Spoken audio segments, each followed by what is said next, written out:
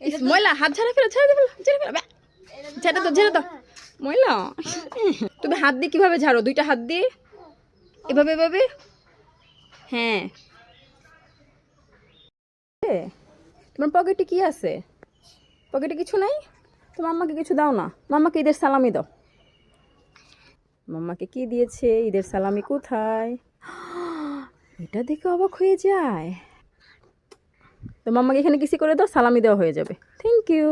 Hello, আসসালামু আলাইকুম। সবাই কেমন আছেন? আশা করছি ভালো আছেন। আমরাও ভালো আছি আলহামদুলিল্লাহ। তো আজকে যেহেতু ঈদের দিন, সবাইকে ঈদ মোবারক জানিয়ে শুরু করছি আজকের ব্লগটি। তো ঘুম থেকে উঠেই বাচ্চাটাকে নামাজ পড়ার জন্য আমার দেওয়া পাঞ্জাবিটা পরিয়ে কিসি টিসি নিয়ে সালামি টালামি নিয়ে একেবারে একাকার অবস্থা করে তারপর তার পাপার পাঞ্জাবিটা পরিয়ে দিলাম। আর এই দুইটা পাঞ্জাবি রোজার ঈদে নেওয়া হয়েছিল আড়ং থেকে, কিন্তু যেহেতু আমরা রোজার ঈদে বাড়িতে আসিনি তো কুরবানি ঈদেই পরানো হয়েছিল। তো সে তো লাল কালার গরু খুঁজে খুঁজে হয়রান। এখন তাকে বললাম ওইখানে তোমার লাল কালার গরুটা আছে। সে যখন এখানে দেখলো না, হতাশ হয়ে মুসুর কুলে যাবে কি যাবে না কনফিউজড হয়ে গিয়েছে। তারপর যখন বললাম ওই যে হ্যাম্বাটা জব দিয়ে দিচ্ছে, আর এটা শুনেই মুসুর কুলে দৌড়ে যে উঠে গেল। এই যে হ্যাম্বা জব দিয়ে ফেলছে, তুমি দেখলো না বাবা? আল্লাহ আকবার। গরুর গলা কি অনেক মোটা থাকে নাকি? ও মাই গড। না না, খুলে না, খুলে না, খুলে না, জাস্ট জাস্ট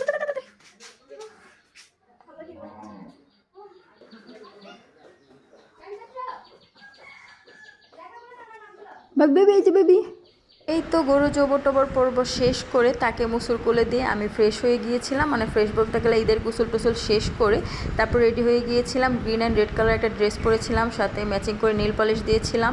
আর সাথে তো রেশমি চুড়ি ছিলই, কারণ এবার ঈদে আমি প্রত্যেকটা ড্রেসের সাথে ম্যাচিং ম্যাচিং করে চুড়ি নিয়ে গিয়েছিলাম।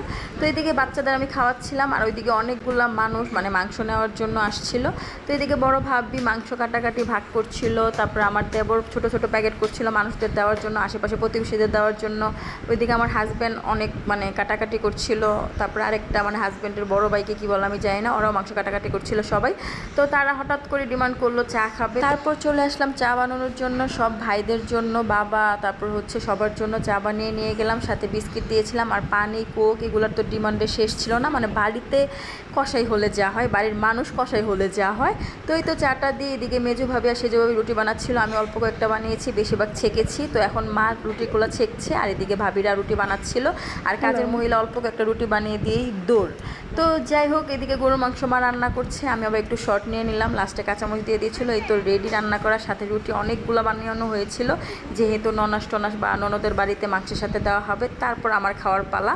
তো সবাই কিন্তু খাচ্ছে না, সবাই কিন্তু কষাইগিরি করছে। সাথে হচ্ছে ভাইয়ের মেয়েরা যে যে ওদের সবাইকে খাইয়ে দিচ্ছিল, তাদের চাচ্চু পাপা ওদের সবাইকে।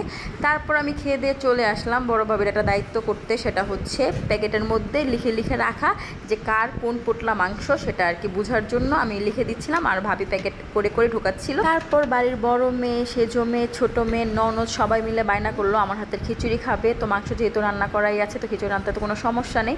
আর ওইদিকে আমি জ্যাঠার জন্য মহিষের মাংস রান্না করছিলাম, সে তো গরু খাবে না, তার জন্য মহিষের মাংস রান্না হচ্ছিল। তো ওইদিকে মসুরের ডাল বুটের ডাল দিয়ে আমি খিচুড়ি বসিয়ে দিয়েছি। এর মধ্যে আমার বর এসে বলতেছে তুমি না বিরিয়ানি রান্না করো। ওরে বাবা, ডিমান্ডেরই শেষ হয় না। থাক ভাই, এত ডিমান্ড পূরণ করতে পারবো না। আল্লাহ হাফেজ।